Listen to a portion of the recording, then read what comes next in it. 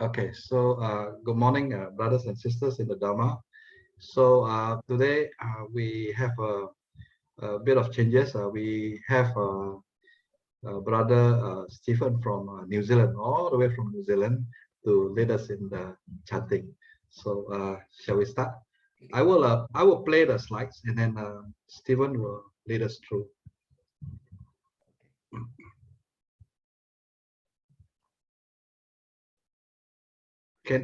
Can you all see the slides? Yes. Okay. So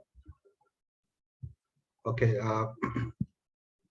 Let's fold our palm in Anjali to venerate to the Buddha. Okay, proceed. Let's pay homage to the Buddha. Namo tassa bhagavato arahato samma sambuddhassa. Namo tassa bhagavato arahato samma sambuddhassa.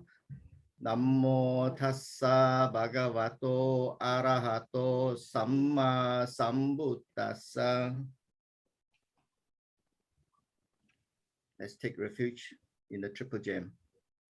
Buddhang saranang gacchami, Dhammang saranang gacchami, Sanghang saranang gacchami, Tutiyampi Buddhang saranang gacchami, Tutiyampi Dhammang saranang gacchami, Tutiyampi Sanghang saranang gacchami, Tatiyampi Buddhang saranang gacchami, Tatiyampi Dhammang saranang gacchami, Tatiyampi Sanghang saranang gacchami. Let's take the 5 precepts. Panatipatta veramani sikkapadang samadhiyami. Adinadana veramani sikkapadang samadhiyami. Kamesu miccācara ke veramani sikkapadang samadhiyami. Musavada veramani sikkapadang samadhiyami. Sura meraya majapamatatana veramani sikkapadang samadhiyami. Buddhanusati. Iti piso bhagava arahang samma sambuddho vija charana sampano sugatto lokavidu anutaro purisa dhamma sarati satta deva manusanam Buddho bhagavati. Sadhu, sadhu, sadhu. Thank you. Thank you. Thank you to Brother Stephen and Sister May for leading us to the puja today. And I want to continue with the class. I will do the announcement. There's a short announcement regarding the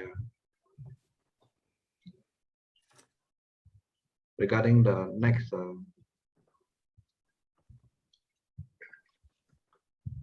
event, which is the Q&A session. We are going to have a Q&A session. This is the second time. Oh, there are 3 S's. Wrong spelling. Which is on the 26th of September, the day after we have our last class. Yeah. So we have our last class on the 25th. So the next day we will have a session in Saleh, starting at 8:30 Malaysian time. So it's 8:30, so please take note of the time. On that day, we are actually having longer, but by 9:30, all the students leave. They are also a student from group A, B, and C, and we're also inviting students from group D, E, and F. Group D, E, and F hasn't begun yet. So they are just our guests and they observe. They are not allowed to ask questions. But from A, B, and C, that means us, we can write our question on the Google form. I've given you the link. So please type your question there. There will be a few questions. You can type up to 3 questions, but 1 question will be picked up So your last day to submit is on the 12th, the day before, 25th. So then there's a bit of changes. Is that the host is Sister Liu. She will then call your name. If your question is picked up, she will call your name, and then Saleh want you to read the question to her. So this is a bit of changes because normally she want to get clarification. Why are you asking this way, or what do you mean by that? So these are the things that she wants to do a bit of changes. So that way also is good. That way there is a direct face-to-face with Saleh. You can ask her directly and see how she responds to you. Okay, so this is a very good chance for you to ask questions. And she says, please ask questions in regards to the 9 attributes of the Buddha within the subject. Don't go too out of the subject. And she mentioned that she may not do this question and answer for the next group of D, E, and F. So we are lucky we get 2 sessions. So I hope you get take this take this opportunity to ask the question. Right? Okay, so now I want to invite Brother TC Lim to take us through the topic that we discussed in the last class. Brother Lim, are you there? Yeah, yes. Good morning, Namo Buddhaya, Sukhyanto, brothers and sisters. Just a brief review of the previous class. Okay, Sakta Dewa Manusanang, okay, teacher of gods and men. It's written here, he teaches about present, future, okay, and other themes to guide humans, gods, and Brahmans. And why do we call it teacher of gods and men? Because after hearing the Buddha's teaching, most people are willing to give up their attachment to sensual pleasures, to walk the path towards liberation. So that shows how effective the Buddha is.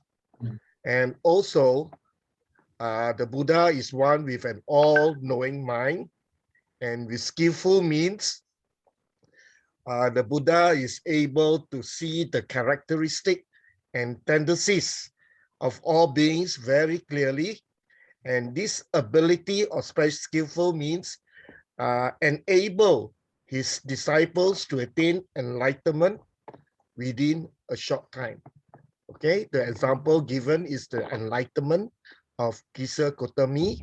And if you remember, with the mustard seeds going around from house to house, and also Tisatera, who had balls all over his body, and fellow brother monks did not want to take care of him, and the Buddha personally took care of Tisatera, because the Buddha can see that Tisatera is ready for enlightenment. Actually, at the end of it, Tisatera became an Arahat, okay, after hearing the Buddha's teaching.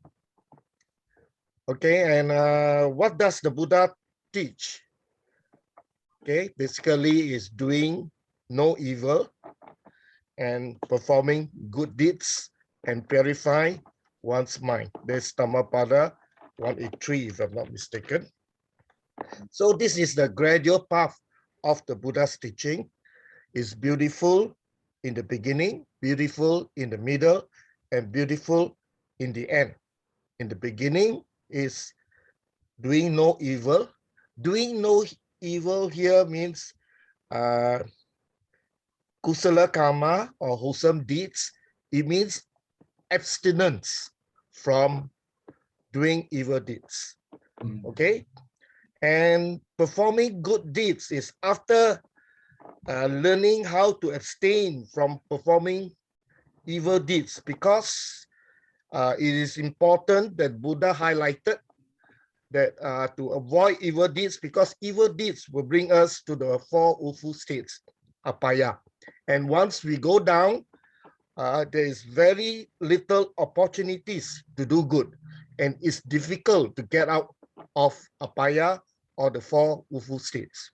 So the Buddha highlight this as the number one priority, not to do evil. Okay, because it is very dangerous, because it will bear its fruits. It may bear its fruits one day. So most important, our 5 precepts, to observe it, okay, mindfully, day to day. And after being able to do so, the Buddha also encouraged us to perform wholesome deeds, and we call it punya karma, meritorious deeds, okay, so that we can have a good rebirth. Okay, and a good rebirth meaning being born in a realm with good conditions to practice. Okay, because if you do not perform good deeds, as we know, karma and rebirth, okay, our karma, our whether it's evil or good deeds, would actually bring us to our next rebirth. So besides abstaining from evil deeds, not to go down, we also want to have a favorable rebirth in order to practice the Dhamma.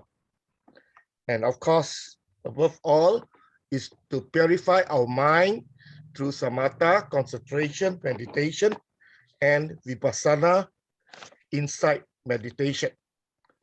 The Blessed One taught us how to use samatha. Basically, is to tranquil or control our restless mind, like what we used to say, the monkey mind. And how do we do it? We focus on a single object. The Buddha taught 40 meditation objects to suit 6 different types of temperaments. Okay, for details, you can read the book. Basically, for the last full, maybe we could focus on, contemplate on 32 parts of the body, or Asubha Bhavana. The hateful one, those with a lot of anger, to practice the 4 Brahma Vihara. Okay, the 4, what you call the 4 divine abodes. And the diluted ones, Anapanasati, and the faithful, to focus on the qualities of the triple gem. For example, what we are doing now, Buddhanusati. Okay, and for the intellectual, to focus, contemplate on the 4 elements. Okay, and discursive, there is a lot of straight thoughts. Okay, and once we can able to tranquil our mind on a single object, ekakata, it becomes focused, it becomes clear, it becomes light, and the mind is ready to move on to vipassana meditation. Based on this samadhi, the Buddha taught us to understand the 5 aggregates. And what are the 5 aggregates? Rupa, form; Vedana, feelings; Sanya, perception; Sankhara, mental formation; and Chitta, consciousness. So what can we see in these 5 aggregates? There is no person or self in these 5 aggregates. Basically, in Vipassana, we try to look into dukkha, anicca, dukkha, and anatta. To further, the Blessed One taught us not only to observe that there's no self in these 5 aggregates, but to observe the causes of the rising of the 5 aggregates. Because the 5 aggregates do not arise by accident. There is no the Almighty God to control the 5 aggregates. So this leads us to understand Paticca Samuppada, dependent origination, seeing the Tilakkhana, the 3 characteristics of anicca, dukkha, and anatta. And that is where we practice vipassana meditation. Now, in terms of teacher of gods guiding the celestial beings, or devas. Now, devas are born in celestial heavens due to good karma. However, it is still temporary, it's very transient, there's anicca. And once the good karma is exhausted, the bad karma may ripen. meaning that even if we are reborn as devas, once our good karma is exhausted, and when our bad karma ripens, we can be reborn back into the woeful states. So that is the danger. Normally, devas will approach the Buddha in the middle of the night when all human beings are asleep. Some came to pay homage to the Buddha, some came to seek advice, and some came to seek guidance on how to practice. In conclusion, the Buddha is Sakta Deva Manusana, teacher of gods and men, because the Buddha is like a caravan leader, getting everyone to cross samsara and reach a land of safety and bliss. Thank you. Sadhu, sadhu, sadhu. Sadhu, sadhu, sadhu. Sadhu. Thank you, brother TC. Yeah, Yeah. thank you. Really good. Yes, I think Thank you, Brother TC. Thank yeah. you. Thank you. Brother TC, if this is a university, you are a professor. I hope I managed to capture the essence of the last lesson. Yes. Totally. Yeah. Totally. So I think you have done not only 5A, maybe 10 A's. You have done so well. So you might as well continue with the class today. Shall I? It's so good, huh? Yeah, he's so good. He's so knowledgeable. And the way he delivered is so simple, so striking. It's easy to understand.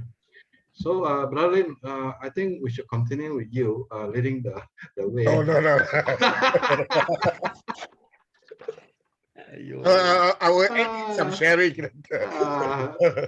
Okay. Because today Sister Veronica is not in, Yeah. and it's good to get so many people to be involved. Then this way, like I mentioned, we learn from each other. Yeah, we learn from each other, and of course, there's much things to learn in the Dhamma. The Dhamma is so long, so deep. Like you say, it's beautiful in the beginning, beautiful in the center, and beautiful in the ending. And that's 45 years long. Yeah. So that's why this 7th class we are not able to put everything in, but we'll try to do our best. So once again, thank you, Brother TC, for recapturing the last class. And, next class we will get other people to volunteer, so that more people have a chance, to practice, to do meritorious deeds also, because I'm sure they have learned. So it's a way for them to express. Okay, But, so now can I ask a question? Can I please ask a question? yes. Brother TC, now that Buddha is not there, are the devas, how are the devas seeking Dhamma? Where do they get the teaching from? Is the Buddha still around to teach them?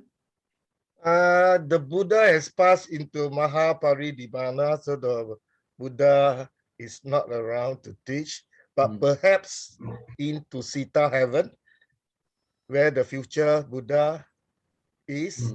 So most likely the future Maitreya Buddha is residing in Sita heaven. So most likely the devas will go there. That is my assumption. Because the next future Buddha is Maitreya, and he will reside into Sita heaven before he comes down as the last birth. Yeah. As a Bodhisattva. Yeah. That led me to one more question which we asked in the previous class, but then we never have the answer. Is Maitreya the last Buddha? Remember, I think I asked the question, but none of us could actually answer. So maybe one of you who wants to take it up to ask this question in the question answer with Sayale. Is Maitreya the last Buddha?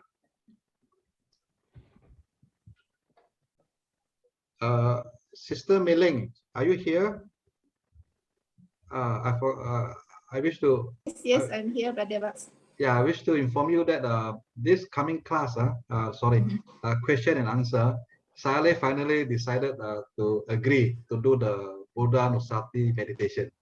So she will do 15 minutes for us. He says, thank you for Sadhu, suggesting. sadhu, sadhu. Sadhu to you for Yeah, suggesting. thank you, Brother Bucks. Yeah. Thank So, you. So I think it's for the benefit of everyone. We get to practice the Buddha Nusati meditation. So it's on the 26th. It's a Sunday at 8:30 in the morning. Okay, so who wants to ask the? Excuse me, Yeah. brother Stephen. Sometimes the Buddha does, I mean not the Buddha, the Devas does come down to earth to hear the Dhamma by lay people. Yeah. Have you have any evidence on that? I have no evidence on that, but because sometimes when Dhamma talks are given, sometimes the monks do invite the Devas to come down to hear the Dhamma. Yeah, especially when they chant Dhamma Chakra. Okay, they do invite the Devas to come down and hear the first discourse. Okay? But whether they come down or not, we cannot see.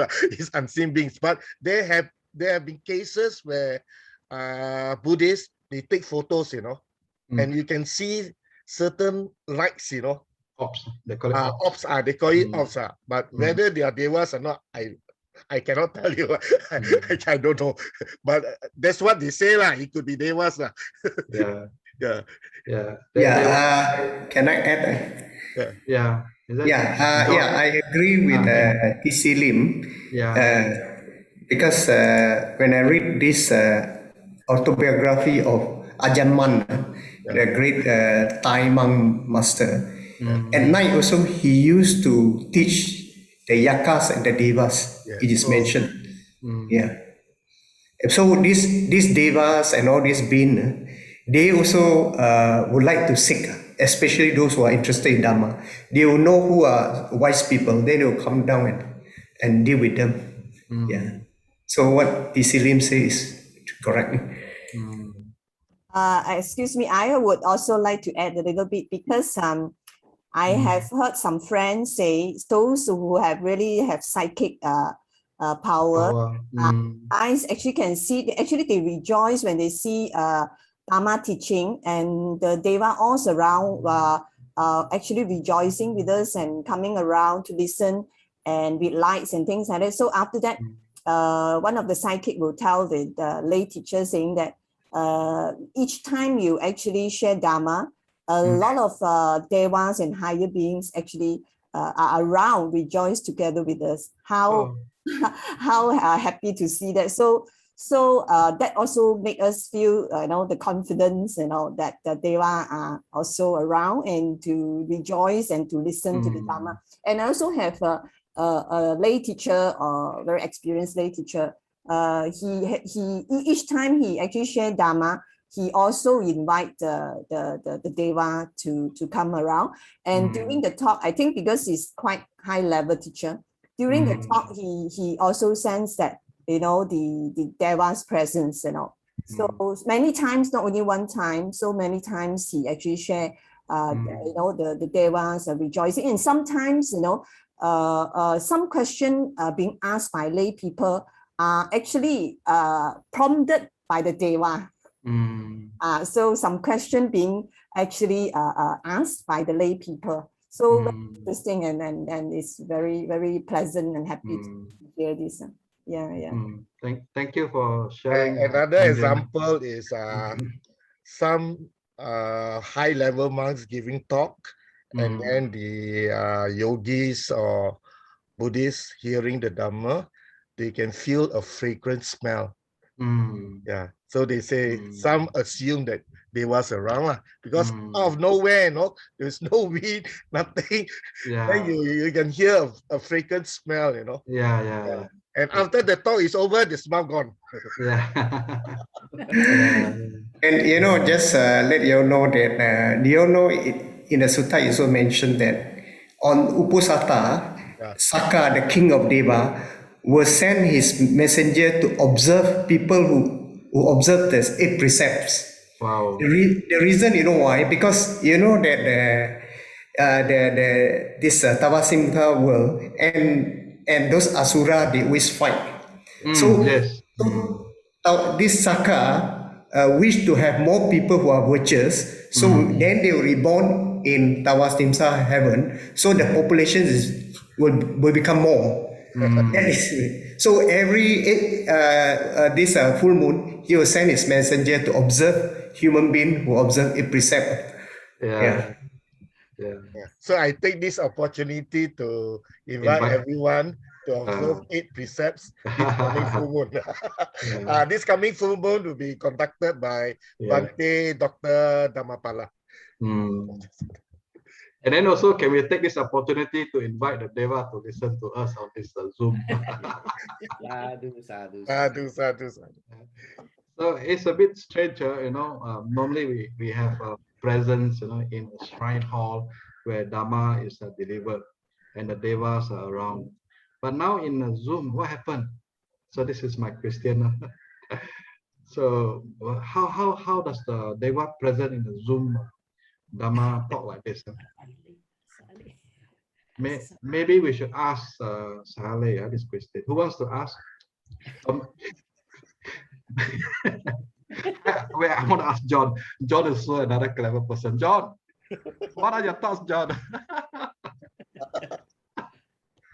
It's a good question to ask. Yeah. Deva don't use Zoom. Yeah, that's right. You know, with technology changes, you know, and in future we're going to have even more high-tech kind of communication. And how does a Deva keep up with the technology changes? Okay, so we have got 2 questions. I hope someone pick it up. I also have to tell you on the coming session, which is hosted by Sister May. She's going to be the host, so I cannot be around. So I cannot ask question because I have to be an uncle. One of my nephew is getting married, so they have to jump to me. So I got no way, I cannot escape. So I cannot attend the Q&A session. I haven't told Saleh yet, so I don't know what she's going to do. She's going to scream at me or what? Okay, so who can ask these 2 questions? Baba, put it as a general question from our group. Don't need to mention who to ask. Cannot, because Saleh now very clever. She says whoever asks the question will have to verbalize to her personally. Yeah, I mean, on the Zoom. this is a question from the group, not from any specific person. So she has to answer it. If the person not present, also she has to answer because the group representative. Yeah. So I got 2 questions. Is Mitra the last Buddha? 1 question. And also in the times of using technology like Zoom, how does Deva come down to listen to the Dhamma? This is 2nd question. If you say Maitreya is the last Buddha, I do not know what do you mean by the last Buddha. Is it in this life cycle, or to me there's no such thing as first and last. There's always ongoing. There's a first and last. There's a first and last because there's a number 1 Buddha, number 2 Buddha, and then our Sakaya Buddha is, I think, is number 27. I think 27. Maitreya Buddha is number 28. So that's why there is an ending. There's a number. No, but actually in the sutta it mentioned that Maitreya is the last Buddha in this life cycle, this world cycle. Not the end of the world cannot end one. The world only end when all people become Arahant. Exactly. If you say it's the last Buddha, I don't agree with the statement say it's the last Buddha. Because no, it mentioned that it is the last Buddha in this world cycle. That maybe makes sense. And this world cycle is very lucky. We have this is will be 4 Buddhari will be the 5th, I think. Yes. I'm not sure whether it's 4th or 5th, but it is the world cycle that has most number of Buddhas. Yeah. That more making sense to me. Parabax, I have a question. Okay, just now about the Devas coming down to listen to the Dhamma. I'm not sure which sutta is it, but devas apparently do not like the smell of human beings. Yeah. I heard So about it. they find human beings very stinky. Smelly. Such a hairy hair, yeah, terrible smell, horrible smell. They wouldn't want to come down. So how would the devas come down? Because when Buddha was very ill, Saka, the king of the gods, came down and looked after Buddha. And Buddha said, "Why are you here? Because there are so many humans around. You better go away." They say, "No, you are so fragrant." So maybe like Ajahn Mun, he's so fragrant. All those very high high monks, they are so fragrant that the devas will come down. Yeah. So like what Brother T.C. Lim said, if you and Brother Lim said, if you practice a lot of meritorious deeds and you're so good, precepts and all that, then you are so fragrant, like a flower with much fragrance. And Buddha, devas will come down. So there's food for thought. Yeah. Yeah, I also heard that before, that Deva didn't want to come down because human stink, we actually very smelly. I heard that before. Yeah.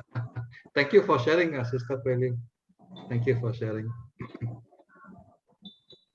Okay, so Alicia, you're so quiet today. Sister Alicia, you have some question for us? No, I'm listening and observing. Very interesting sharing today. Thank you. Yeah, thank you. Okay, so can we go to class already? Now 11 o'clock already. Yeah. Okay, we get into class now. So there we go.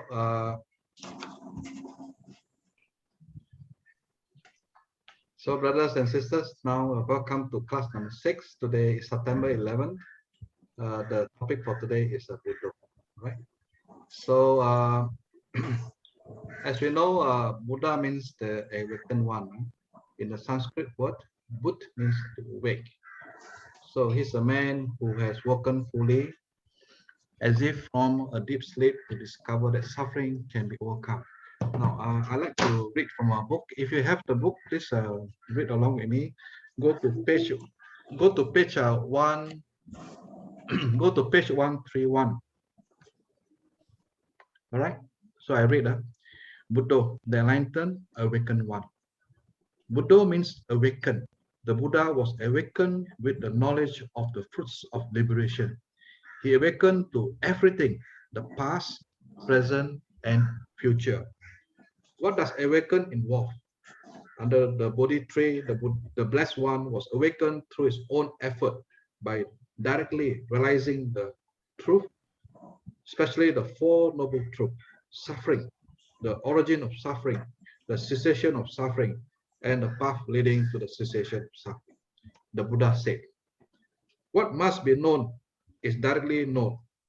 That's the truth of suffering.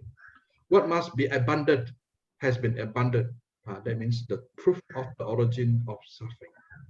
What must be realized has been realized. That means the truth of the cessation of suffering. What must be developed has been developed. That means the truth of the path leading to the cessation of suffering. Therefore, Brahmin, I am the Buddha. So that's in the Majjhima Nikaya 92. Okay. So as you can see, the Buddha under the Bodhi tree, which we have already studied in the other class, we understood that under the Bodhi tree, he then was able to go into all these deep thoughts and found the truth. So there were 3 watches. So from the first watch is from 10 to 2. He could see his own way, his own life has been going through the samsara, death and rebirth. Then the second watch, he could actually see the other people, the other people who die and reborn again. And the third watch, then he understood the whole mechanism of the whole universe, and also for the whole human being. So then he shared us. Okay, so I will continue.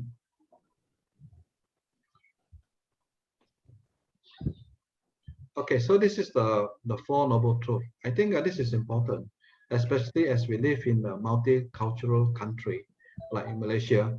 We have got Christian friend, we have got a Muslim friend and Hindu friend, and even Taoist friend. When we sit down, they ask us, what is our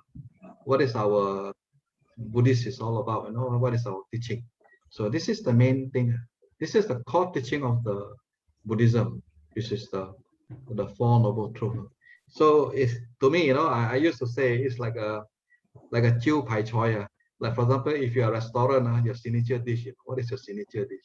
So the Four Noble Truths is a signature dish of Buddhism. Because in Christian, they only have one Bible.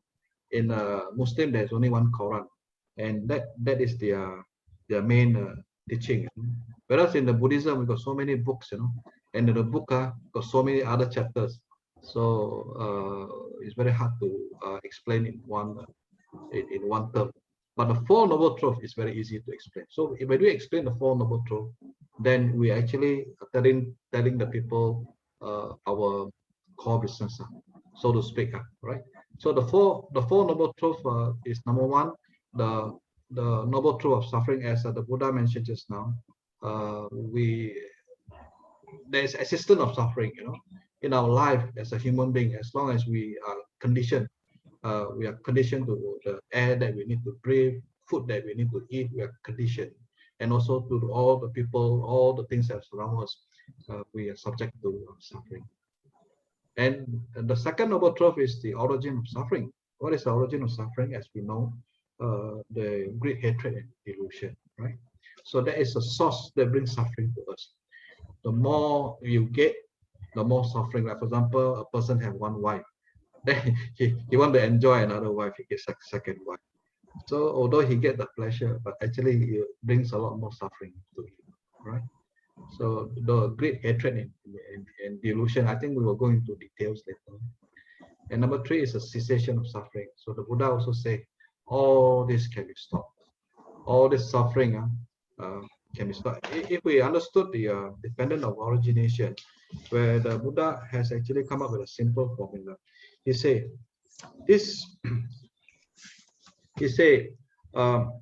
when this exists, that comes to be. With the arising of this, that arises. When this does not exist, that does not come to be. With the cessation of this, that ceases. So if we could understand that the source of suffering and we could seize it, then suffering can stop. So I'm applying the same formula that the Buddha taught in the dependent origination to here, because I feel it's the same formula can be used here as well. And the fourth noble truth is a path leading to the cessation of suffering. I think this one everybody knows. It's the Noble Eightfold Path. And this Noble Eightfold Path will be discussed later in this class as we go along. Okay, so this is my take. Now I'm going to stop sharing and then let's hear from the rest of the class. Okay, we start with John. John, what is you think about the Four Noble Truths?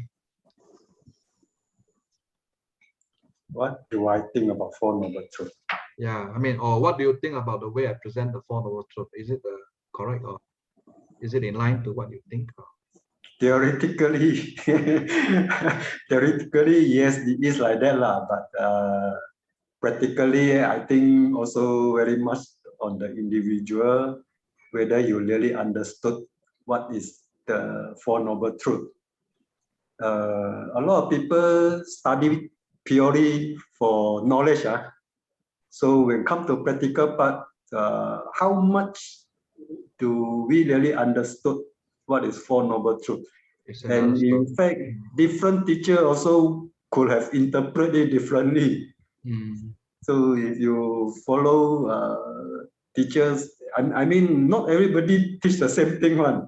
So you listen to the teacher, there could be some differences here and there. So it's still very much on the individual wisdom to pick up what do you actually know about what is Four Noble Truths. So theoretically, paper is like that, but come to individual, every individual understood it differently. So we can't really say which is the perfect one, and which is not a so good one, but still very subjective things like to me when you talk about something like this. Yeah. Okay. I don't know, but maybe we can listen from others. Yeah, yeah. So can we get a volunteer to explain about your thoughts on the Four Noble Truths? Anyone? Andrin, you want to tell us about your thoughts on this? I would just briefly say a bit about the seven sufferings, seven types of suffering.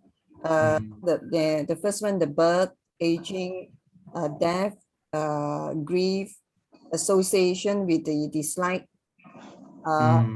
These are really very common in our daily life, especially of course, the first four is very common to us: birth, aging, sickness, and death. The fifth one, association with the is suffering, which I think most of us experienced this before.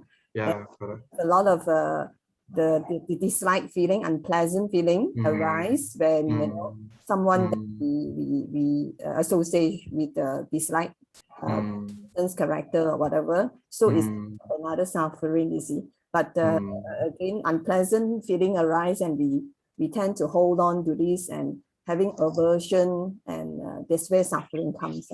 Yeah, and then the separation from the loved one or the liked one is also suffering.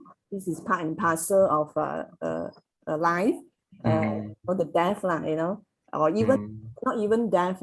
I always hear the teachers say, you know, separated because like your children have to go overseas for studies, you know, that kind of separation is. I went through this. I really, really understood when my son actually left for overseas to study. That kind of separation feeling, suffering is so true. Yeah, it's so true because of the attachment, you see. Not necessarily has to be the person die or what, you know, separated, divorce also make a couple suffer, you know. Even they choose to divorce, also a suffering. These are really real in the life. Everybody is going through. It's a matter of whether how wisdom we have. It's indeed a really a blessing, a grace. You know, I find that we have a better age and upper age that we understood this. So when we understand all this, we tend to understand it's very important where the wisdom comes later. That we at least know what is going on. All this we should not hold on. These are the attachment. You know, these are actually leading to suffering and things like that. But this slowly actually help a person to able to let go. I will always let go is an effect. It's not so much of you want to let go. A lot of people talking, just let go, let go. I find letting go is a understanding, and the effect of letting go comes automatically.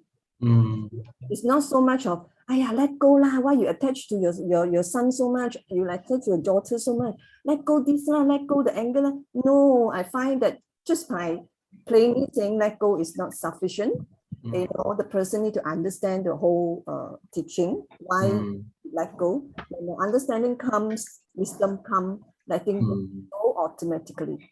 Yeah, so this is my understanding.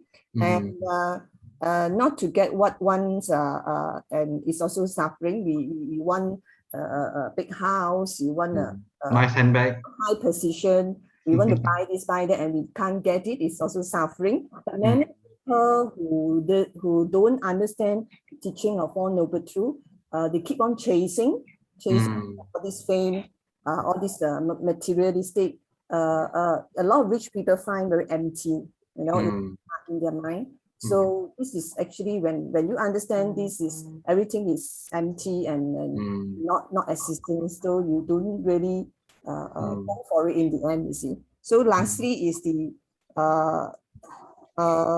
the seven, it's all seven already. So these are actually 5 aggregates of clinging that results to suffering. So if one understood well enough, wisdom will comes, and then you know, the really Four Noble Truths is actually you are walking the path and practicing it. That's my sharing. Thank you. Sadhu, sadhu, sadhu. Thank you. Very profound. I just add in. Yeah, yeah. Actually, I agree with Sister Adrian, especially the first noble truth of dukkha, which is supposed to be understood. But here, understanding doesn't come from just reading and the Four Noble Truth, but it's more on the experiential side. We have to experience the dukkha. Okay, just like what Sister Adrian explained just now. Okay, I think she has perfectly understood the first noble truth of suffering. Sadhu, sadhu, sadhu. The first noble truth, suffering, sounds very pessimistic.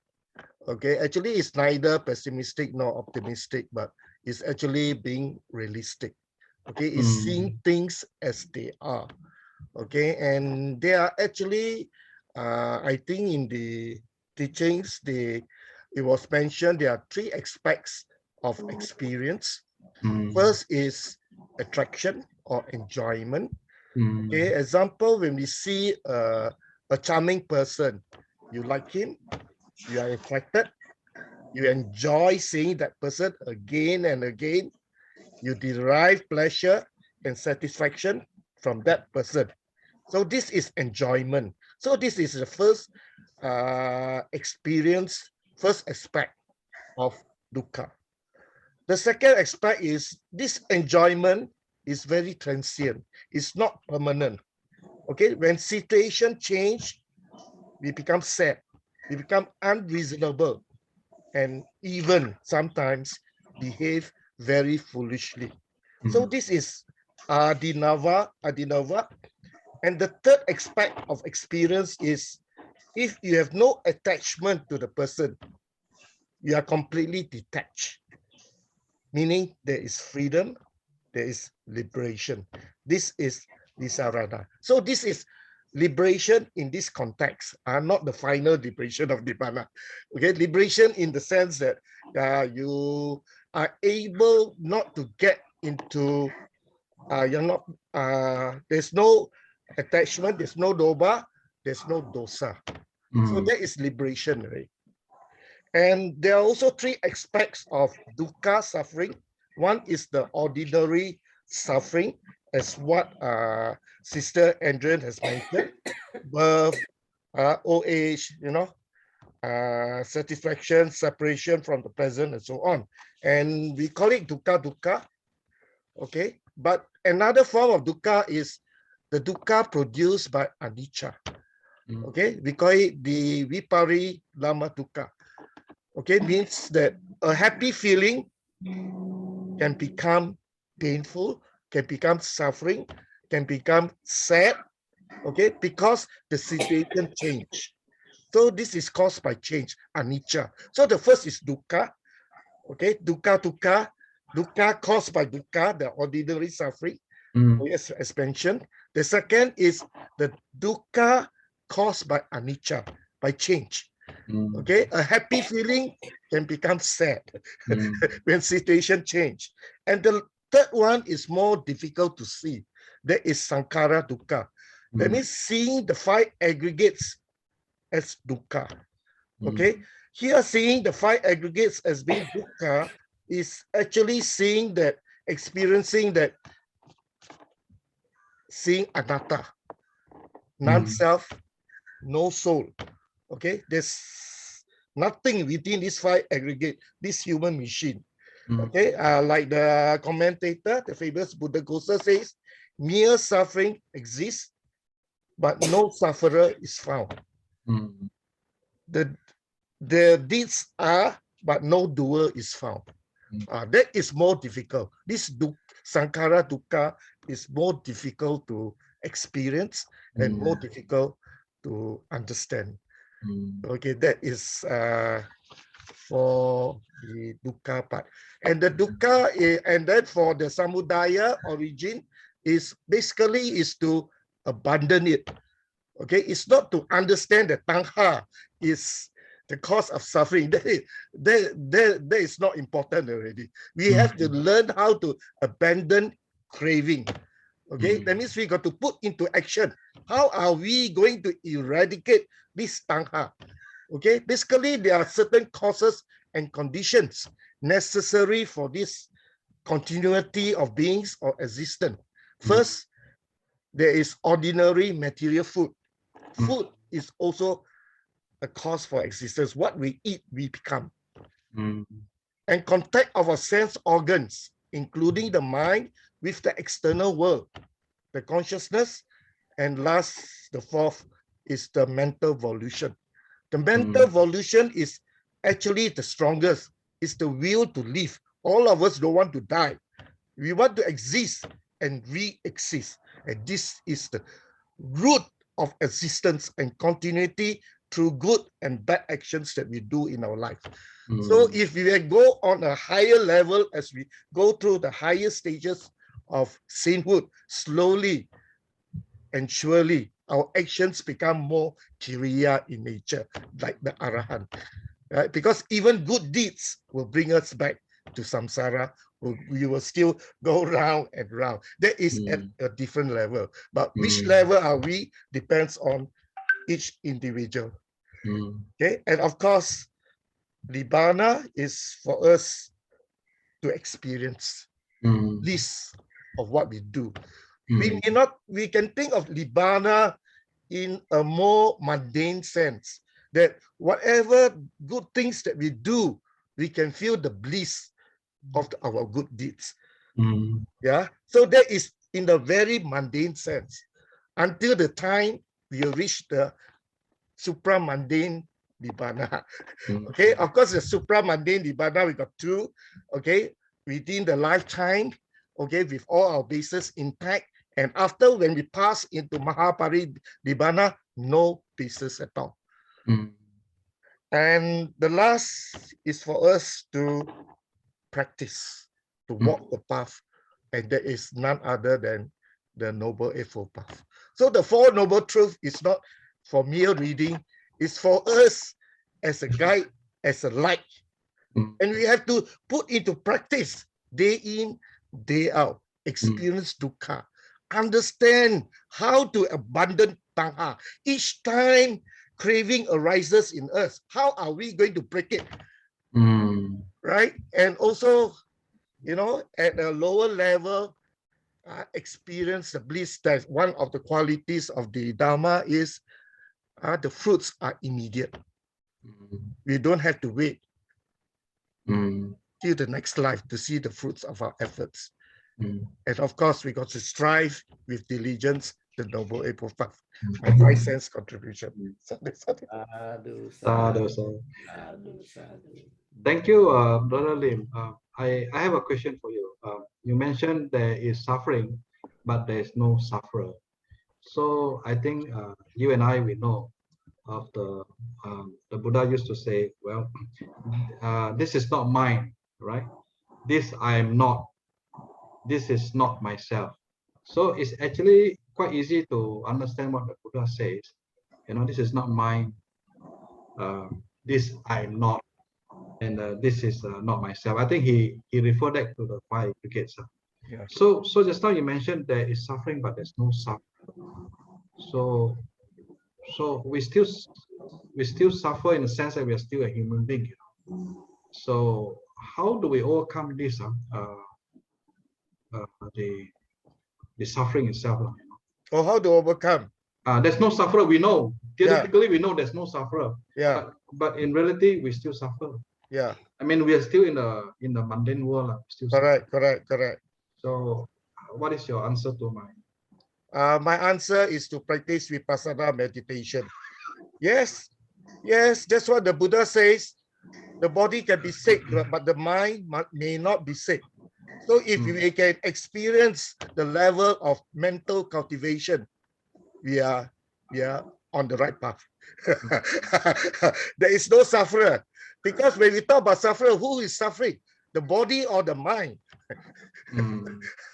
Okay, and the Buddha, I think all of us heard this, what the Buddha says. The body can be sick, but the mind may not be sick. Okay, we got a fellow Buddhist friend who is actually dying. Okay, very advanced cancer. Okay, and we predict that within these few days or 1 or 2 weeks, the organ will shut down one by one. And members who visited him, yes, he's bedridden, the body is sick, but his mind is still okay, you know. He still can come up with 2 pounds anjali. Okay? So the answer is practice now, vipassana meditation to strengthen the mind. Then I got this question on top of this question about vipassana. So you have to ask Sayale.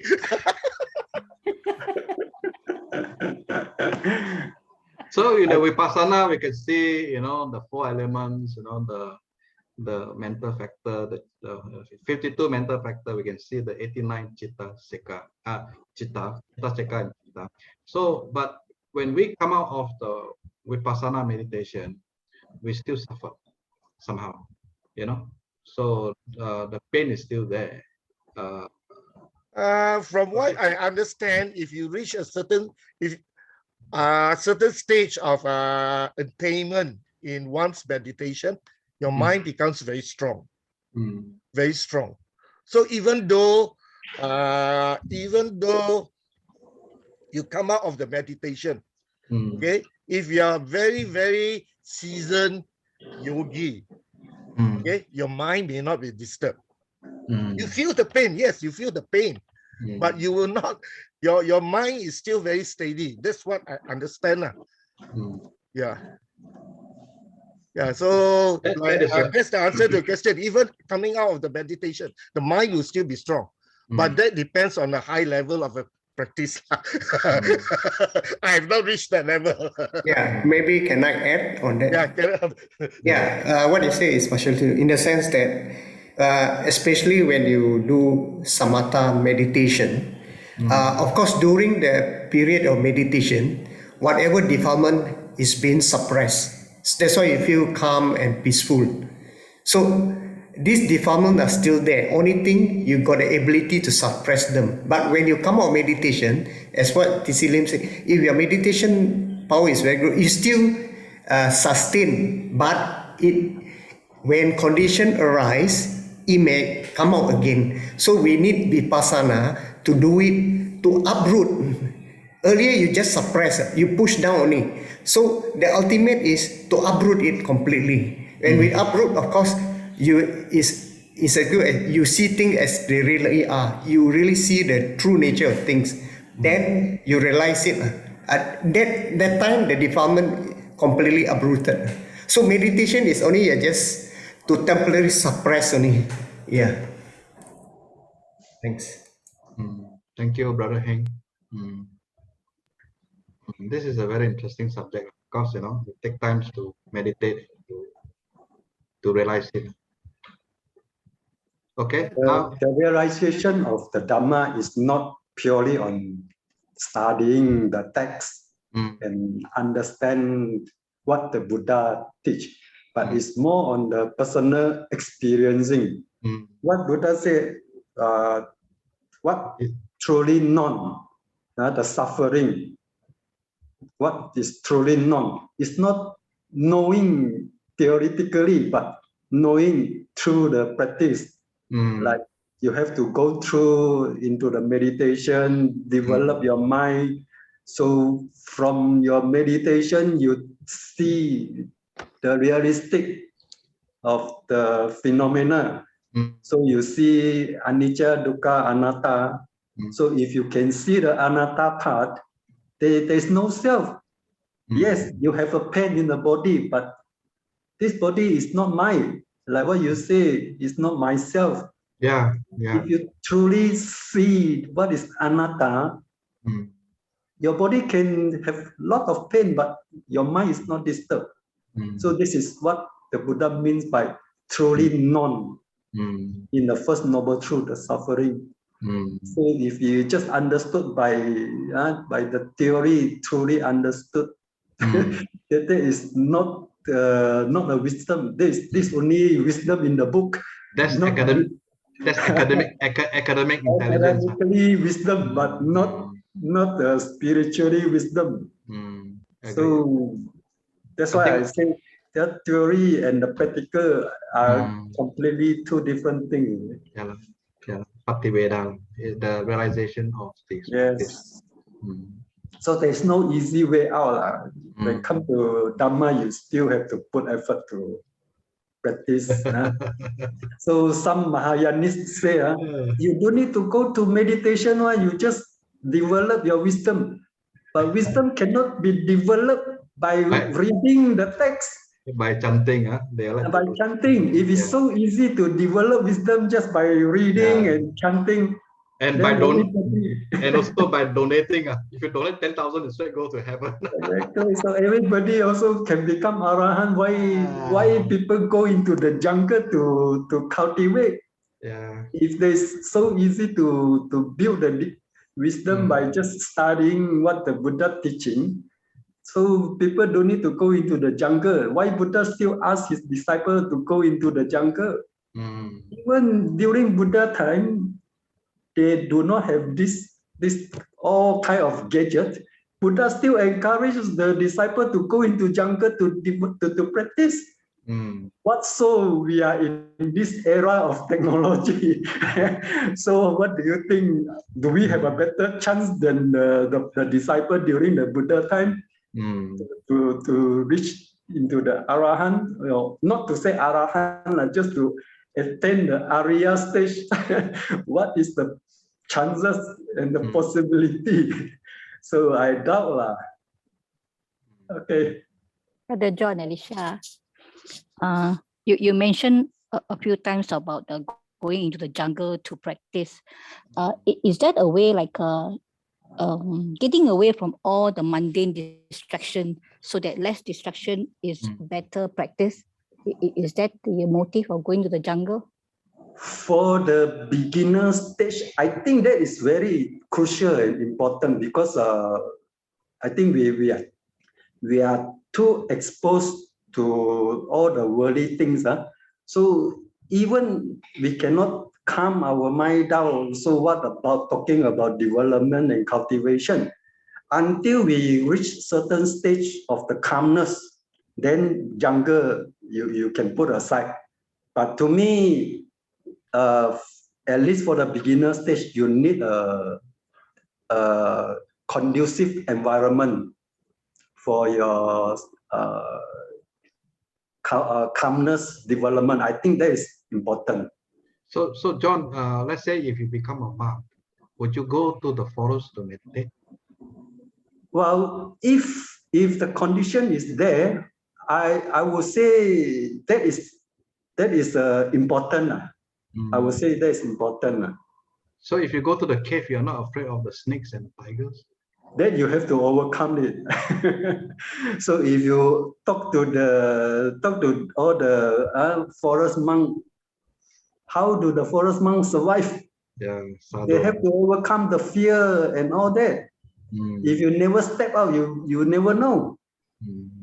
You have to make a first move. So if you are serious into the cultivation part, I think you will take the challenge. Yes. Sadhu to you. Sadhu to you, John. I think you are a very brave man, a pious man. Sadhu. Yeah, sadhu. Sadhu. Yeah, I think what you mentioned is very important, It shows your determination, it shows your dedication. So John, I hormat you, I salute you. No. That is just my opinion. But I think that's not the simple acting. Is it jungle is necessary? I think for the beginner, the environment is very important. It's really a real experience, different from, just let you know, 2 years ago, my son went for 1 month, this bhikkhu in northeast Thailand. And he said the temple there is deep inside the jungle, the monastery. And every bhikkhu, the distance between each kuti is few hundred meters. So it's completely, and the first thing to overcome is the fear of all the spirit and wild animal. He said for a few days he can't really sleep, but after a while you overcome. then different. It's really a challenge on your this mental strength. Sadhu, man. Sadhu. Yeah, sadhu. Can I say something? Yeah. I find, well, I'm just a normal person. There's no forest around us. So I think we must not give up hope in the sense that we practice, May and I practice a fair bit every day, I think. But the thing is, every time before I meditate, I always reflect upon the what do you call that?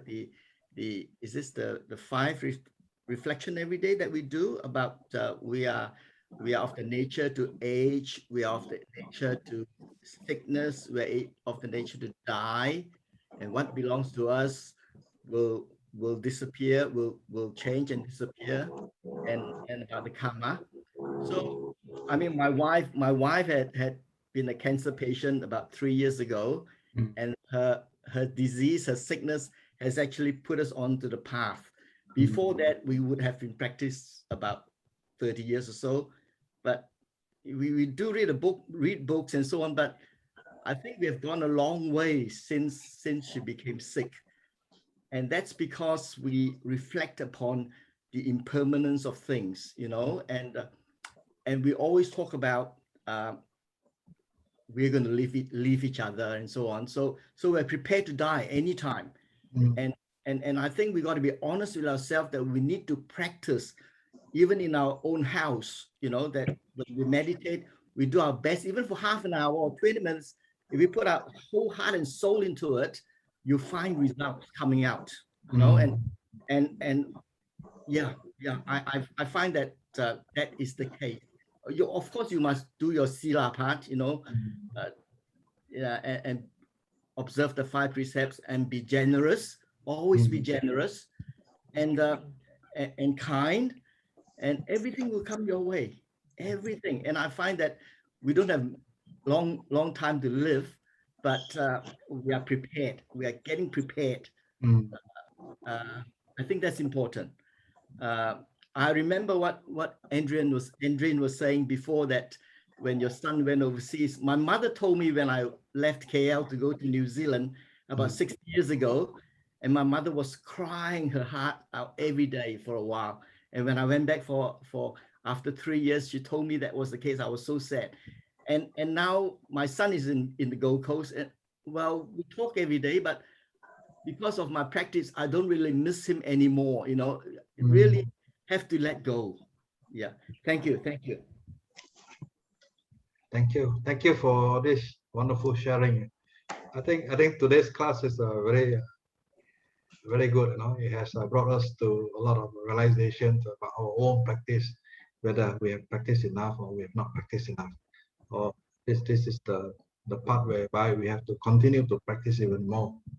Like what Stephen and May has gone through, by practicing, they realize, you know, whatever we do, it come back to for ourselves, so that we are more prepared for all eventuality. We know everything is anicca, and like Sister Andrin, I just want to add something. I don't deny that going to the forest is one of the best place to go to practice, but the forest may not be suitable for everyone. Every individual is different. Okay, that's why we have forest monks, and we also have monks which are not forest monks. Okay, we also have monks who practice Tudanka practice, the forest tradition, but we also have monks who do not practice Tudanka. So does it mean that those who do not practice Tudanka cannot attain enlightenment? I don't think the Buddha said that, right? So because to each its own. I give a very simple example. There's this Burmese lady who has passed away, Dipama. I think most of you have heard. Okay, she married and she has many children, and she practiced moment to moment mindfulness. And you read about her autobiography, it inspire a lot of women to practice. Even even when you had within your married life. And she managed it. And a lot of people say she attained anagami before she left. Okay, and she's very, very well respected. But she is an inspiration of practicing as a lay person. Okay, and another one is Cuenca. Okay, of course, Cuenca is what I call, I think he's a 10th preceptor, although he did not go forth. But he's very well respected. Even when at his deathbed, I've seen his deathbed, Sangha prostrating to a lay person. The kind of respect given to Cuenca Ji. See, so what I'm trying to say is to each his own, everybody at their own level. Because even when we say we want to gain Nibbana, are we ready for it? Right? Because if we are ready for it, we should not be lay people already. We should step on and go. So somehow we are still attached to our mundane life. So, but within our mundane life, we do what we can. Right? Maybe in future life, we cannot attain it now, in future lives. Okay? But I think most important as a lay person is to at least attain the stage of Sotapanna. That is the assurance. Yeah, that's the minimum that we can achieve. Okay, of course, for those who inspire to be Arahant, of course, very Mahasadu to those, because the parami is stronger. Because everyone parami is different. Right? Maybe John parami is very strong. One day he will go to the forest, but my parami is not strong. Okay, maybe only suited to attain Sotapanna as a lay person. Only the next 7 life can gain enlightenment. But that is very good enough already. That is already on the path. Because every individual has their own parami. We are different. We don't know what happened in the past. What happened is the past is what we are now. But we cannot see the past. So sometimes we cannot actually imitate and compare ourselves to others. Okay, as long as we have faith in the triple gem and we walk the path sincerely, I think that is very good enough. Sadhu, sadhu, sadhu. Thank you, Brother Lee. So thank you for encouraging us to become a Sotapan. So I think Alicia got a question. I will ask on her behalf. I can read her mind already. Alicia want to ask how to be a Sotapan. I ask on her behalf. There is a forthcoming talk by Arya Damika of SBS on how to become a Sotapan. Yeah, but let's listen from Brother Lee. Definitely. I love the sharing here. I learn lots from here. Thank you. Alicia, is that your question that I asked for on your behalf? Is it correct? That was my first question, because as a lay person, we know going to the jungle it's not possible, impossible. Going to the cave is another impossible mission. So how do we practice day to day? So I think there is a course of moment-to-moment practice. So looking forward to it. And if Brother TC Lim can share in the chat group, he mentioned about the Myanmar lady who's got lots of children and she was practicing moment to moment. I think she's Indian. Indian. I think she's Indian. So how she practiced moment to moment? Was there a teacher guiding her, or it is her own parami? You can go and Google. There's a lot of articles on her. Okay. I do not know her personally. Okay. If you can just text the name, can easily Google. Can, no problem. Thank you so much. Yeah, at least it gives us some inspiration, some realistic inspiration that is achievable as a mundane lay person ourselves. Okay, I share one experience I have, right? This is a real experience. So we have fellow brothers and sisters who are very energized. You know, I'm not talking about you, John. I'm talking in general. Very energized, you know. They will talk about forest monk. You know, they will go. In fact, they go to Thailand very often. And I have got a group of people who actually go to Thailand and contemplating on the corpse. You know, they are so, you know, high up, you know, they want to experience whatever they have read or learned. But then I have a question. Okay, normal funeral, normal wake. They're so energized, you know. They go everywhere. So they will, you know, sometimes they will tell you off, you know, if you're not doing the right thing. Then in a funeral wake or in a funeral, you know, when the Chinese, they want to close the coffin, okay, they will tell you that those born in the year of the dog or cat or whatever got to turn around. Okay, then I would look around. The very people who are so staunch, they listen. That means they believe in rites and rituals. Okay, and then, you know, before you go back, they'll put a pail of water with flowers. Okay, actually it's just to sprinkle the water to, you know, to wash away the bad luck. And they also practice it. Okay, so I asked them, if you're so energized, why do you believe in such superstitions? Out of fear, out of fear. And frankly speaking, I'm not boasting. I also very fearful. Okay, but I was cornered once, you know. You know why? Because I was a kapia for a Burmese monk. Okay, so I brought the bante, go to the funeral. So the Burmese monk keep asking me questions. Why do they do this? Why do they do that? So I explained to the monk. Then the Burmese monk told me, when they close the coffin, you turn the back. Why are you showing disrespect to the deceased? We come here to pay respect to the deceased. When they close the coffin, it's the last riot, and you show your backside, the deceased. and the bante tell me like that. I was shocked, you know. I don't know how to answer. Okay, I take note. And because I was a kapia, so the bante was looking right at the coffin. I dare not turn my back because I was so shy. So I followed the bante. Okay, then he asked me about, you know, washing the flower water. So I told the bante, the Chinese believe, you know, you come in, you want to throw away the bad luck before you go back. So bante said, this is not right. Okay, when you come and attend a funeral, it is something meritorious. It is good. It is not bad luck. It is good luck.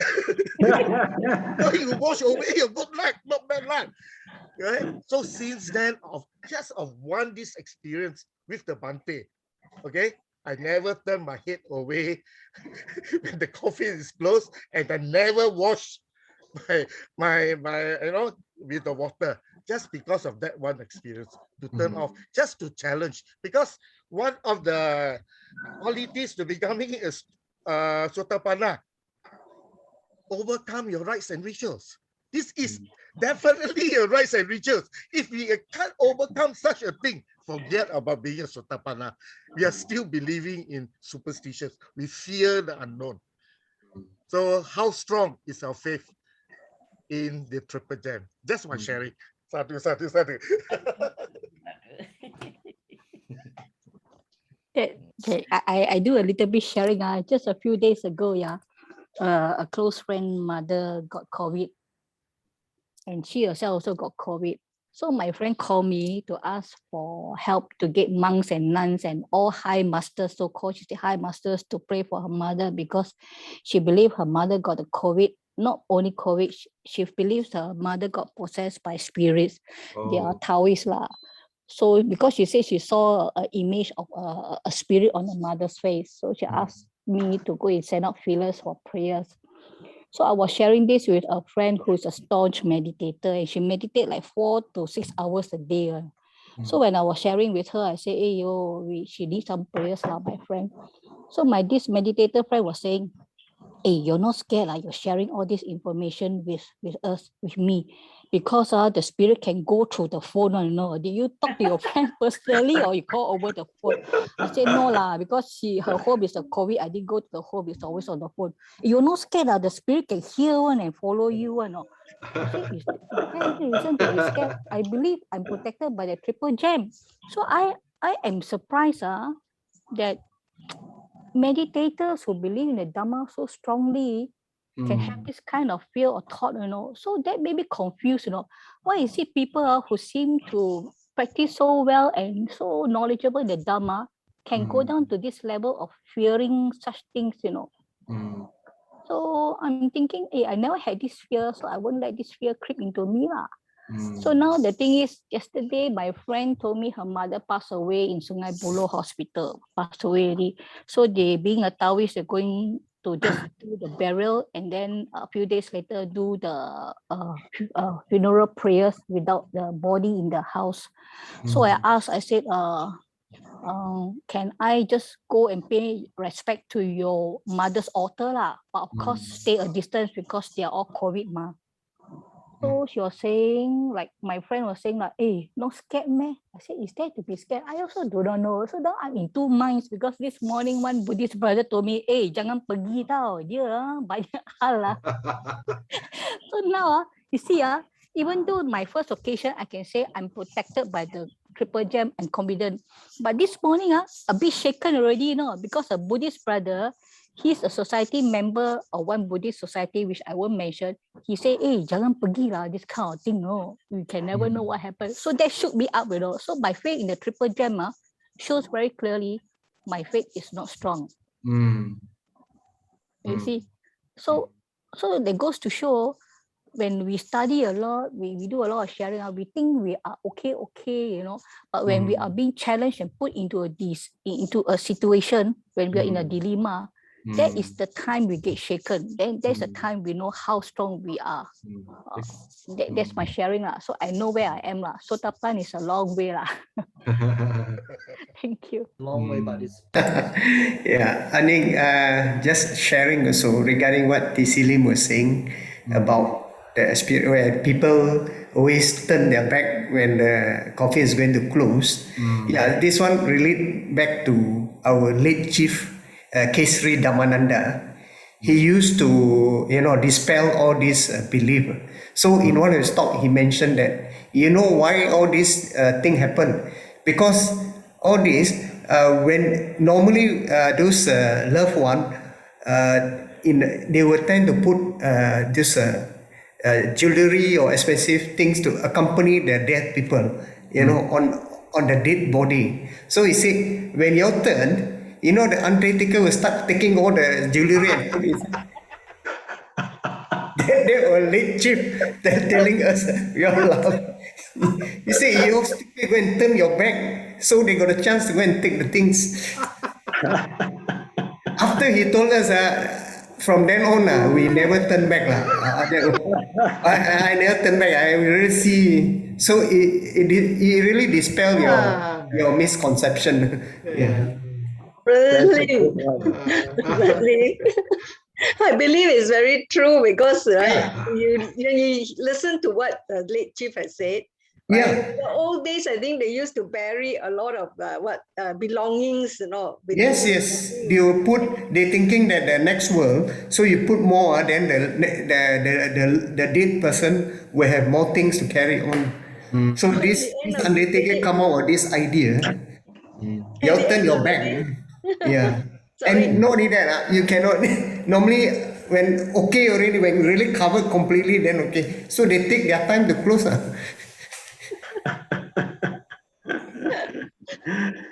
I think there's quite an amount of truth in this. Yes. Late chief one simply, he had been observing, about even the paper money also. I think in one of the talks he mentioned also. He is very good in dispelling all this, our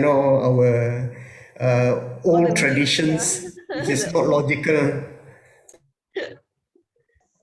Yeah, very true. I think all these things are right. I mean, there's no rule or anything that says that that it's a superstition to look when they. Yes. It started by somebody and then it become a tradition. And somebody got ulterior motive. So now I'm wondering, shall we go back to the class? We only- are still discussing what is. Yeah, we only finished one slide. Oh only, yeah, but- yeah. On the Noble Espopa. Yeah. But anyway, discussion like that actually carry a lot more meaning, you know. Yeah. It give us a lot of chance to express, you know, what we know, what we don't know. Like Alicia, she expressed, she didn't know. She found out her own self that, you know, her faith not strong enough. So thank you for sharing, Alicia and everyone. But again, I still cannot get the answer from my brother Tisilim. How to become a sotapan? He just say don't do the ritual, don't wash your neck. But no, I'm sure there are more than that.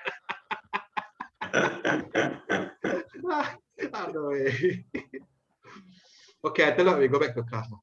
Because now already almost 12 o'clock already. This is fun.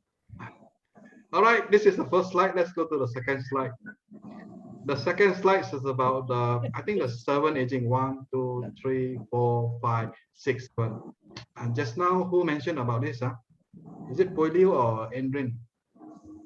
Andrin, I think. Endrin, yeah. Endrin mentioned about the 7 type of suffering: birth, aging, there's an E, I think. Death, grief, lamentation, pain, sorrow, despair. These are all actually spelled out in the book. If you read the book, it's all spelled out. Association with dislike, separation from what we like, not getting what we want. So these are the 7 types of suffering. All right. So why we suffer is because of the 5 aggregate of clinging. So this clinging is, I think, just now I mentioned about this is not mine, and this I'm not, and this is not myself. That is to overcome the clinging part. By understanding that, then you don't cling to it. Otherwise, you are always having the idea that this is me, this is mine, this is I and myself. So that brings all this suffering. That, you know, you own this, you own that. So, well, this is my take. And of course, we know that the 5 aggregates made out of actually not the material. Actually, we should start with feeling. I don't know why someone put it here. I don't know who did this slide, but what I know is the 5 aggregate. Oh yeah, 5 aggregate is including the material. That means the nama rupa. The nama rupa. Yeah, the body. Yeah, the rupa also included. So the nama, the rupa is the body, and then the nama consists of the 4 aggregate, which are feeling. The feeling is Vedana, of feeling of sadness, feeling of happiness, and also neutral feelings. So the feeling came about is because of the context. The context came about because of our 6 sense, our eyes, our ear, our touch, and so forth. So that brings to the feeling of pleasure and non-pleasure. Then we have another aggregate called sanya, which is the perception. Perceptions are like what we say is the old history, the database in our mind. So what we have known as a mark will then remain in the mind as a data, as a storage. And actually it's more than that. Perception is we see things as they are, but in reality there isn't there at all. But because we live in a mundane world, we always perceive that there is that thing. So if you read the book, the Buddha explained it's like a mirage, you know, like in a desert, you think there's water, but actually there's no water. Number 4 is the mental formation, the sankhara. I think this is the most important. The sankhara is where evolution takes place, whereby it creates karma, and in that we have learned the Abhidhamma. There's 52 mental factors, and also there's 89 chitta. So they arise together, you know, depending on the situation, which chitta seka will rise together with a chitta, and that will become your action or your speech or your mental formation. I mean, you conceptualize the idea whether to do good or to do bad. That itself is creating the karma. That's why the Buddha says there are 3 windows that we have to watch out: body, speech, and mind. So the body, speech, and mind are the window of our own karma, and they all come from here, the mental formation. And number 5 is the consciousness aggregate. This is a Vinaya Kanda. Of course, like I mentioned, we have the 6 sense. We have the eyes, we have the ear, we have the nose, we have the tongue. So these are all the information that is outside our body. We take it inside. Right? So they become the conscious, the organ that brings the conscious into our 6 sense contact base. I don't know how much more we have to go, but I was thinking now it's what time? Huh? If it's 12 o'clock, I was thinking we do some meditation. What do you guys think? 12 o'clock already, no? Yeah, I think we do meditation because most of these things I think most of you know. I quickly run through, then we do the meditation. The noble truth of the origin of suffering. So they are treated of craving. Actually, what Buddha say, craving is the origin of suffering. Craving in a sense of a sensual pleasure. We like the form, we like the sound, smell, taste, blah blah blah, and also the craving of becoming, unfinished business. So that's why we are born again. Whether do good or do bad, like what Brother TC says, do good or do bad, so we become again. And also there are those who doesn't want to become. So this is also another type of craving. So these are all experienced by people in the jhana, which very far, like what Alicia, very far from us. That's what Alicia says. Okay, the third noble truth is about the cessation of suffering. Nirodha Chitta. Nirodha means cessation. Cessation means it can be stopped. This craving can be stopped. We just need to practice it. So how to practice it is in the 4th noble truth. The 4th noble truth, I have described here the 8th noble truth, but I have turned it upside down in such a way that it's easier for us to understand using Sila Samadhi Panya. So if we have the right speech, right action, and right livelihood, which we practice in the 5 precepts daily, then we can perfect it. Then the other effort path is right effort, right mindfulness, and right concentration. These 3 are in the meditation, dwelling in the 4 jhana. You do the right effort, have right mindfulness, and right concentration samadhi. So this is the path we should go. And the last is panya, where the wisdom is arise. We have to then have the real right view and the right thoughts, right attention of knowing the form of the truth. So this training is a type of training that leads us to the abandonment of greed, hatred, and delusion. Like what Tisilim says just now. We have to get rid of it. We have to abandon it. The minute we abandon greed, hatred, and delusion, then we can see the wisdom. Thank you, Brother Tisilim, for teaching us and sharing so much with us today. All right, so that's it. Then we can go to the meditation now. How long shall we go? 25 minutes? How about 25 minutes? Okay, 25 minutes, huh? So, Brother Heng, are you ready? Let's do 25 minutes, huh? Let's do longer today. Okay, no need slide, just straight away. Wait, we need to play the. Yep. Oh, the. Shall we play or shall we not play? Play. Play, okay. Then I will go to my slide. I will try mine first to see whether I can use. Okay, I try. Can hear? No sound. No sound. Okay, sorry. That means I cannot play. Can someone play on your side? I play. You try. You try. Play. And now how should we start?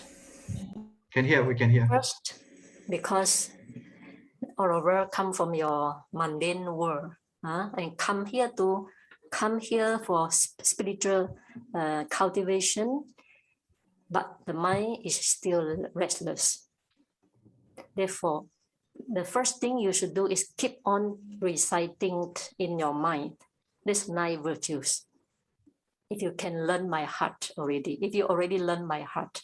Itipiso Bhagawa Arahang Samma Sambuddho Vicha Charana Sampano. Recite again, 10 times, 20 times. The purpose of reciting is to help you to get rid of restless mind first. Otherwise, you want to think Arahang, Arahang, the mind go to another object. Then you get lost. There's no point doing like that. Therefore, in order to overcome the state of restless mind, we keep reciting first. Make your mind occupied with the 9 virtues of the Buddha first to prevent any agitation or restless mind. So at first, keep on reciting 20 times. Arahang Itipiso Bhagawa Arahang Samma Sambuddho for 20 times. Then after that, initially, in fact, we encourage yogis to recite orally. But now we are in a meditation retreat. So inside orally, it's not possible unless you are alone, right? So you recite in the mind. Then after 20 times, you try to pick up 1 virtues. Let's say Arahang. Then before you can take the Buddha image behind me as object of your contemplation. Now you open your eyes and look at the Buddha image. You see how serene, how peaceful, how pure his mind. So try to recollect, see his face, his serene posture, his face, his compassion, his wisdom, and his effort. So he's sitting there, never moved, right? So then after that, then you can, looking at the Buddha image at the same time, mentally recite Arahang, Arahang, Arahang, Arahang, Arahang. Then gradually, like 1 minute, close your eyes. Close your eyes. Then you keep reciting in the mind, Arahang, Arahang, Arahang. When you recite Arahang, don't do so fast. If you do too fast, you get tired. But if you too slow, Arahang, then you feel sleepy. So middle, middle, Arahang, Arahang. Then when you recite Arahang, Arahang, your mind must thoroughly understand the meaning of Arahang, as I have explained to you already. If you just recite Arahang without understanding the meaning, there will be no joy, happiness, and faith in you. So while reciting, you already understand. Arahang means what? Killer of all defilements. So therefore, he is peace, happy, pure. So you also can imagine if I also like Arahang, no more defilement. Wow, what happy my life is. So you must try yourself, try any method to make yourself happy and joyful. So Arahang, Arahang, you recite few words Arahang, Arahang, then you remember the meaning of Arahang. Cure of defilements, then Arahang, Arahang, Arahang, worthy of respect by all men and gods.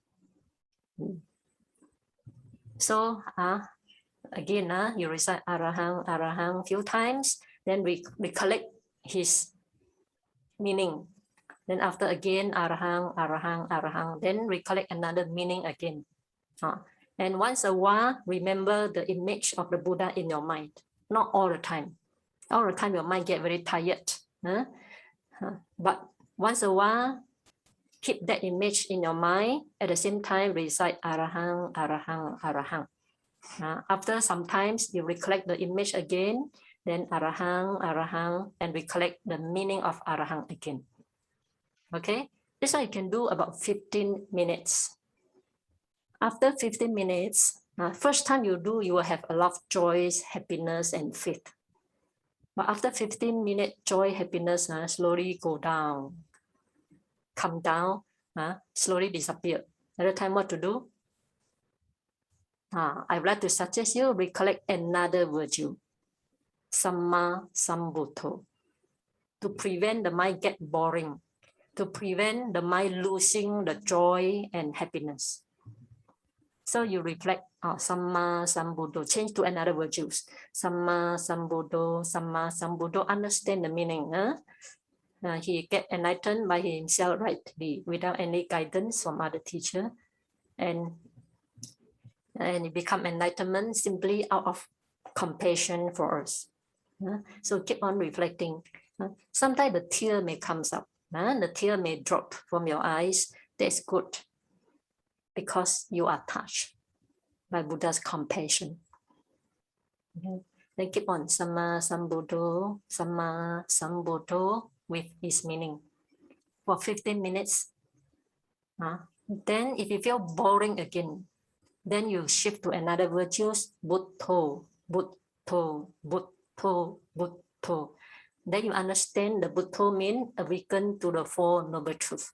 Then you recollect a little bit what is the meaning of Four Noble Truths. Only then you will appreciate why awaken to the Buddha, to the truth is called Buddho. So 15 minutes, then all 45 minutes. Okay, same thing when you do walking. After this time, after this, there will be walking meditation. But since AVMC has no flat land, those, if you find no place to walk, you can do standing meditation. Stand on the floor, then just recollect Arahang, Arahang, Samma Sambuddho, or keep on reciting these 9 virtues again and again. Or you can find any place to walk, up there, down there, any place you want to walk. If you don't want to walk, you just do standing meditation. Okay, the way of doing is the same, only posture different. When you walk, you also recite Arahang Samma Sambuddho Vijja Charana Sampanno to keep your mind occupied with Buddha's virtues. Okay, and if you feel sleepy, do standing meditation. Okay, and after you recollect, spend 45 minutes for these 3 virtues, Arahang, Samma Sambuddho, and Buddho. And later on, you will feel which one you feel more touching, which one you feel, maybe among these 3, let's say Buddho. When you recollect the quality of Buddho, you feel more touched and more joy, happiness, and faith. Then gradually you should stick to only one. You change to another virtues only when your mind get boring, your mind get restless, the mind get not interested. Then you shift to another virtues. Then you will have new joy, happiness, and faith again. This is the way how to do it, skillful way how to overcome your hindrances. Okay, I hope you understand. Okay, thank you. All right. So we'll start now. I think we do 20 minutes. Okay, yeah, we do 20 minutes. Okay, we can start now.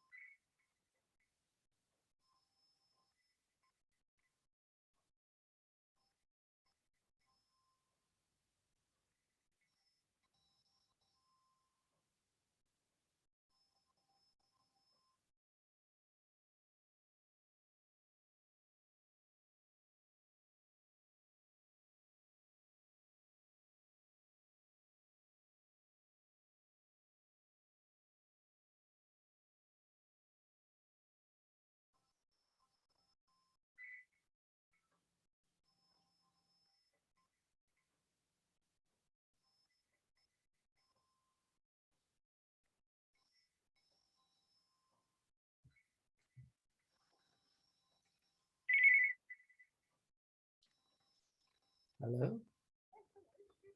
Hi, Esther. Yeah, we are.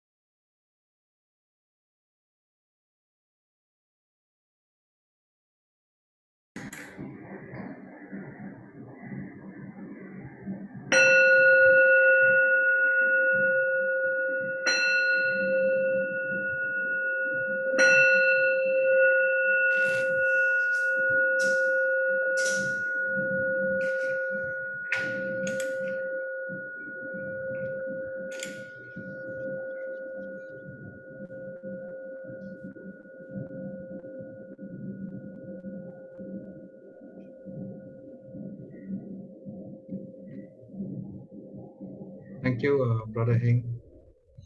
Okay. So I think before we go into the transfer of merits, perhaps we should invite people to take up the next class. So I think Sister Gui Hua already take up the puja, right, Sister Gui Hua? Yes, yes, brother. Perhaps, yeah. Take up the puja. I was thinking to invite Heng to take the main class next week. Brother Heng, are you okay? Next week or next class? Next class. So Okay. you, the means I become the student. You take over as Okay lah. And let me at least have an experience before I conduct the next class. So at least you do the last one. Yeah. And then the revision. Who wants to do the revision? John, you want to do the revision of what we studied today? Today actually we already talk. We study about the Four Noble Truths, the Buddho. Are you okay with that, John, or someone else? Anyone? And transfer of merits. Who wants to do the transfer of merits? I'll do the transfer of merits next class. Sister Andrina. Thank you. Thank you. So the revision. Of course, we like the brother Tisidema. He's so knowledgeable. Very nice to listen to him. But let's give other people a chance also, Brother Lim, can Brother John is going to speak. He is not. He's still muted. Brother John, unmute please.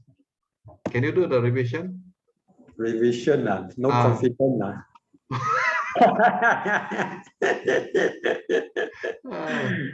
We provide you the slides, from there you, I think, can what we discuss, what we talk about, what we learn about the Four Noble Truths, the Buddho, the awaken to what? We try that, John. Try that, but you all try to chip in as and when. Yeah. So I think next class we also take the classroom photo where everybody open up the video. We haven't taken a classroom photo. I don't have any memory. So next week we do that. What do you think?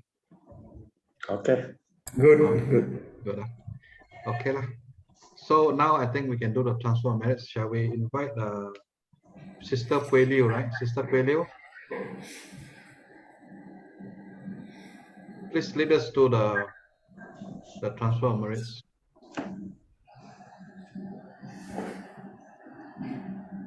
Thank you to Brother Bucks and the committee for this opportunity. So, brothers and sisters. Wait. I think Brother Heng, you need to mute yourself. Brother Heng, okay, thank you. Okay, brothers and sisters, we sort of calm our mind, relax our body after the very good meditation for Dhamma Study. So we feel very blessed to have the opportunity to be here, to listen to the Dhamma, to share the Dhamma and discuss the Dhamma. So I'd like to do sharing of merits, transference of merits, and make an aspiration. So please, we recite together, sharing of merits. We share the merits we have accumulated together today with all the devas, all beings, far or near, seen or unseen. May all beings rejoice and gain from our merits. May all beings be free from harm and danger. May they be well and happy always. May all beings be guided by the triple gem towards full liberation. Aspiration, Patana. Idang me punyang asavakaya vahang hotu. Idang me punyang nippanasa pachaya hotu. May this merit of ours be a supportive condition for the eradication of all defilements. May this merit of ours be a supportive condition for all attainment of Nibbana. Mama punya bagang sabha satanang bhajemi. Te sabe me samang punya bagang lapantu. I share my merits with all beings. May all beings get an equal share of the merits. Sadhu, sadhu, sadhu. Okay. So thanks everyone. Thank you, Sister Peli, and thanks everyone for a wonderful class. I have always enjoyed this class so much, and it's too bad that next class is the last class. But again, let's meet again. Continue to share our brotherhood, sisterhood, so that we can continue to progress in our spiritual path. Okay, thank you for sadhu, sadhu. Okay, take care. Bye bye. Bye bye. Thank you, Brother Bucks. Thank you, Bye-bye. everyone. Bye bye. Everyone take care. Take care. Bye. Bye.